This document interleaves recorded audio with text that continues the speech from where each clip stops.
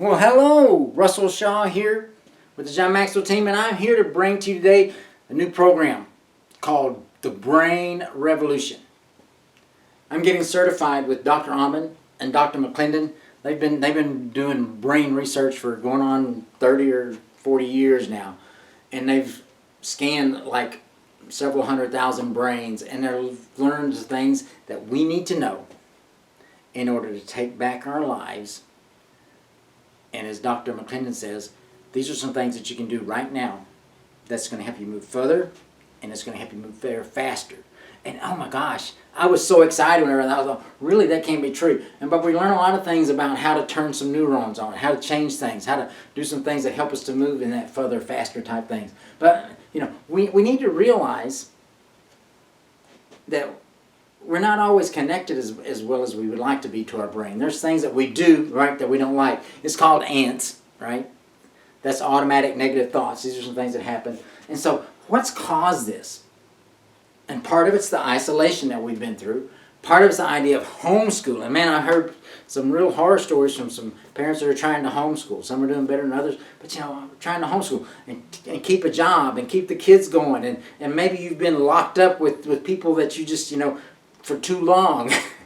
and it's not that you don't love them, but the fact that, I didn't have to spend 24 hours a day with them before. And maybe it's been the loss of a loved one. There was a lot of people that lost their loved ones. Maybe the loss of a pet. I mean, all of these things actually create changes in our brain. Maybe you started some things, some habits that you don't really care for. Maybe you put on a little extra weight. But these are things that happen. But what can we do to change that? Because now we're starting to move into this area of trying to find what's normal again. But the thing about it is, our brains have changed. And we've got to do some things. Whenever we was here and things were going really nice and smooth, we were all happy and everything. But then all of a sudden, we started changing things. So I don't want to be for a little while, but it kept going on and it kept going on and it kept going on. And here we are, a year and a half or so later, and it's like, why isn't things coming back around? And they are, but the problem is we've got all these things in our brain that have not switched back. And a lot of times it's because of the way we've treated it. Because the way you treat your brain, the way that you do your brain is what shows. Because everything is connected to the brain. Everything about you. And as we go through this, I'm going to talk about 11 things that really will show you how much the brain is connected to everything you do. So as we're thinking about that, you've done this. But you have done this. You have been short with somebody. You have been through the line at the grocery store and somebody said something or done something that you didn't like. You've been cut off in traffic and you hit the ceiling a lot sooner than you usually do. All these things, we've done them. You've done them. And so why are you like that? Why have you all of a sudden become this short-tempered person that, used to be a little more tolerant of things? And it's because of the things we just talked about. The isolation, the homeschooling, the loss of a loved one or a pet, or, loss of money through your work. All these things have created that. And I've been through it too. And that's why I've got this little bit of gut here that I want to get rid of. I've got a group of people working with. We're committed to losing 20 pounds. And what's really neat is retraining my brain.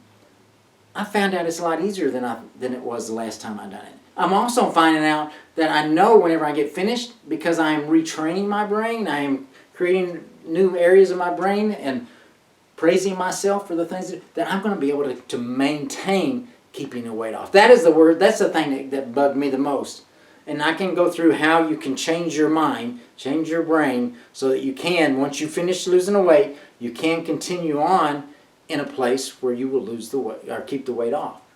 You know as well as I do, what happens is we get on this roller coaster, and it's not good for us because we didn't take the time to change the brain. We changed it temporarily, but we didn't take a look at how can I change it on the long term. And that's what we do, because if you can change it on the long term, you're going to move further, faster. Woo! Instead of just little steps, we're going to go from one place to another, bam, like that. And believe me, it works. Dr. McClendon's been doing this for going on 40 years. And he works with movie stars and those type people and helps them to get Oscars. So we're not after an Oscar, but what are you after? And how can you get there faster? And so I want you to get to know your brain. I want you to get to understand why you're the short-temperedness is going on and those type of things. And as we go through these 11 things, I hope that they really start to make sense to you and that you can understand. I'm going to read them so that I don't miss anything. But we're going to use the acronym Bright Minds. That's BRIGHTMINDS. So Bright Minds. And so let's start at the top. We're going to go through them just real quickly, and then I'm going to come back, and there's 2 of them I want to give you some more details on. Number 1 is blood flow. The blood flow to your brain is so important. Matter of fact, this is one of the things that can be a precursor to Alzheimer's if you don't get enough blood flow. So we're going to come back to that when I talk in some detail on what you can do to create more blood flow. Retirement or aging. You know what happens whenever we retire? We quit learning. We quit doing things to help us learn more. If you continue to keep in a learning mode, great time to pick up something, that you didn't have time for. Maybe you want to do something that you wanted to learn. Maybe you want to learn to play the guitar. It's like, I never have time to play the guitar. But the thing about it is, now's the perfect time to learn because you have some time. Maybe you want to volunteer someplace and there's some things you need to learn. Get in there, volunteer, learn some new things that can help you. One of the things that Dr. Almond found out was really good because he had a patient that was developing dementia. And so he put her on a regimen from Bright Minds, and there's other things. But she decided to take up ping pong. And it's like that was so good for her. And what happens with ping pong is not only are you, balancing, going back and forth, you got the eye-hand commotion. And as she was doing all those motions, she started to become less problem with her brain. She started healing that area of her brain that was going into dementia. After he scanned her brain, after just 10 weeks, there was tremendous growth back in those areas where the dementia was creeping in. I couldn't believe it. But it's true. All right, inflammation, any type of inflammation. Anytime you've got anything that's going on in your body, then there's different supplements you can take. And so, like I said, give me a call. Send me a text. Be glad to talk to you. My text number and those things you'll find here. And so, any type of inflammation. Gum disease, processed foods create inflammation in our bodies. And so, the next one is genetic vulnerability. The G is genetic vulnerability. And so many people say, well, my family was like this, and so I'm going to be like this, and so one day I'll be whatever it is. I'll be fat. I'll die from cancer. I'll get cancer. But the thing about it is, you can change that. I loved it whenever Dr. Almond said, he says, in my family history says we're going to be obese. Here we are, our family just they have a propensity to be obese, and he says most of my family is. He says, but I decided I was not going to be. So yes, I have to watch it a little closer. I have to be careful. And then of course he also has depression in his family, and so that's where he says I work on my ants. My automatic negative thoughts. I don't allow them to stay with me. I don't allow them to take over my life. Head trauma. Any head trauma can cause you not to be able to think properly or work properly. I know whenever I was a kid, don't ask me why I did this, but I was a kid anyway. I used to butt heads with my pet. I had a pet goat. I used to butt head with my pet goat. And now I'm finding out that wasn't so good. But if your children are playing soccer, it's like, well, that ball's not that hard. But it does create this. You got to remember, I shouldn't say you got to remember, you need to know, you need to know that the brain is the consistency of soft butter. And even though my head and yours, nice, smooth, inside it's not so smooth. It's got rough edges. And so basically whenever the brain gets hit up against the skull where it's hard enough to hit it, it can actually cut the brain slightly. I mean, it will heal in most cases, but it still cuts the brain slightly. And so these are head traumas are not good for you. Toxins. Man, there's just so many toxins out there. We don't even realize it. He was talking about how whenever he checked people that were firefighters, the carbon monoxide created problems in their brain. The alcohol we drink can create problems. I used to be a big alcohol drinker. And, so I've got to do some things to recover from that. The toxins that you find in the things we eat, especially vegetables. A lot of times they have toxins that are placed on them. There's mold, pesticides, just a myriad of things that toxins we're around. from time to time. I say it all the time, but it's according to where you're at. Then the M, where we start in the minds, right? Bright minds, is for mental health. Have you gone through depression? Is there something in your life? PTSD. You know, PTSD comes from a lot of different things, not just from being in battle. Maybe you was in a car wreck. There's a type of PTSD there. Maybe you lost a loved one. Some people go so bad into the loss of a loved one that there's a type of PTSD. But all of these things are part of the mental health. And if you change things, you change your brain by doing some things, you can change your life in those areas. Immunity and infections, the I. These are allergies, infectious disease. If you get bit by a Lyme tick, that's an immunity to your infections also. And so some ways to help with that, taking vitamin D, keep your blood cell count up and those type of things, your white blood cell. The next, the N, neurochromones. These are things like if your thyroid is out of whack, or your testosterone is going up or going down, or it's high or low in other areas. There's several different things that's involved in. So basically, a lot of times whenever you go and get your blood checked, you need to make sure that you take a look at those things. There may be some other things you want to do. They can check your thyroid, and they can check your testosterone. They can check your vitamin D levels. And so as you get your test done for your blood, there may be some other things you want to ask about and see what those numbers are. Diabetes. Anytime we're overweight, we've all got this little thing we call our COVID weight. You hear people talking about it. Oh, this is my COVID weight. Doesn't mean you need to keep it. And then the last one, the S, is sleep, insomnia. Taking sleeping pills, that goes back to toxins. If you have a sleep apnea. I was amazed that a friend of mine, as we was going through this, he was in one of my programs, and he drank a lot of sugary drinks and those type of things. And I told him, I says, this is what I want you to do. If you really want to start taking control of the brain, this is one thing you can do right now. Listen. Drink a large glass of water every morning. Your brain is like 80% water. And the water, but the nice thing about the water is that not only do you drink in that big glass of water first thing in the morning, it also starts your body operating. Your body starts working. The brain wakes up. My gosh, and you feel so much better. And I've got to where I eat a smaller breakfast. And it's good to eat 3 meals a day. And if you eat light meals, it's even good to eat 4 to 5 to have a really light snack. We got to remember now, it's got to be something that's good for you. It can't be a sugary snack. It's got to be something that's good for you. And so as you do that, you'll start to sleep better. Because he noticed whenever he got rid of all that sugar that he was drinking, he says, I'm sleeping through the night so many more hours than I ever did before. And so, I am so happy for you.